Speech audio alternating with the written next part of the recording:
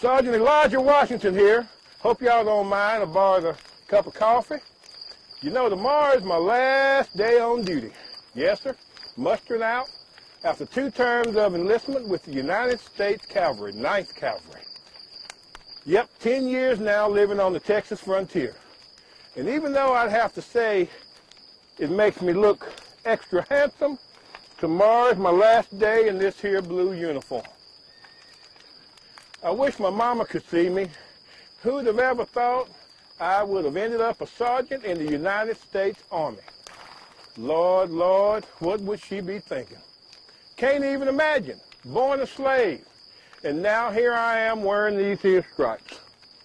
You know, getting here has been quite a road. The war between the states broke out. Things was all messed up back home in Kentucky. Most of the white folks run off when the Yankees got close. I took that opportunity. I run off too, and that was that. Wasn't a slave no more. Heard about a place where other folks like me was gathering to join Mr. Lincoln's army. Had nothing more to do, I don't know. You know, all we had was the clothes on our back. When I said I wanted to join, they asked me to write my name on paper. I didn't know how to write. A white sergeant that was there, he had to do it for me. He wanted 2 names, though, first and last. I had never been called anything but Elijah. Lots of them was using the master's old name, but that didn't suit me.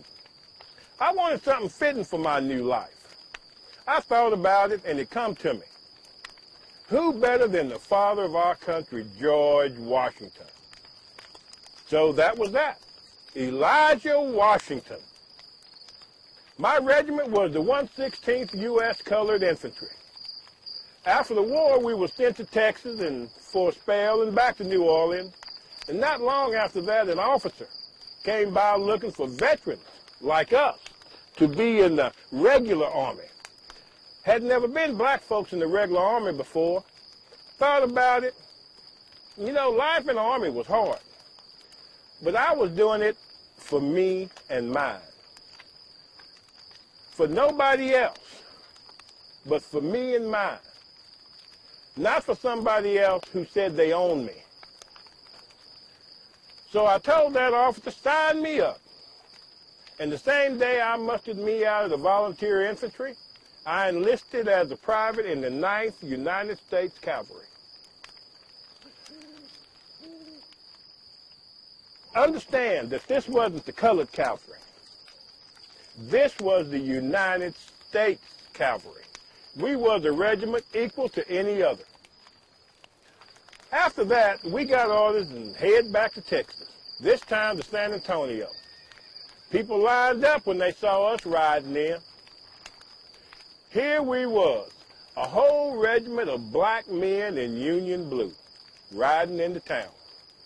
In San Antonio, camped at San Pedro Springs, we set out, about half of us, with the colonel to Fort Stockton, others to Fort Davis. I was one of them that got sent to Fort Davis. Hadn't been nobody there since 1862, so we had us a sizable job to rebuild the fort. And while doing that, we also had to keep an eye on the Apaches and protect the mail between San Antonio and El Paso. We did some learning too. The chaplain, he started teaching us to read and write. I did mighty well at that. Wasn't long before they promoted me to corporal. And it was after leading the patrol that when we caught some outlaws that got back, I got these here sergeant stripes. But oh Lordy, did I ride some long patrols. Now, I don't mean no disrespect, but I have to tell you, Texas is just dang big. I kind of like that. It means there's room for everybody. I've been thinking about that here in the cavalry, and I learned to work with horses real good.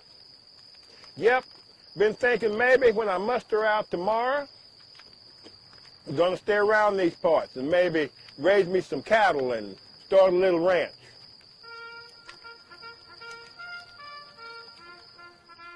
Best get it moving. Got a big day tomorrow. It's been hard, but you know, the Army's been good to me, and I sure hope I did somebody some good, too. Yep, been quite a journey. Slave to Mr. Lincoln's volunteer to riding for Uncle Sam as a sergeant in the regular cavalry. But now, I'm going off to build a new life again, this time for me and mine. And when I sign that paper tomorrow, I'm going to sign it myself. Well, hope to see you around my tent tomorrow. I'll have some coffee ready for you. Good night.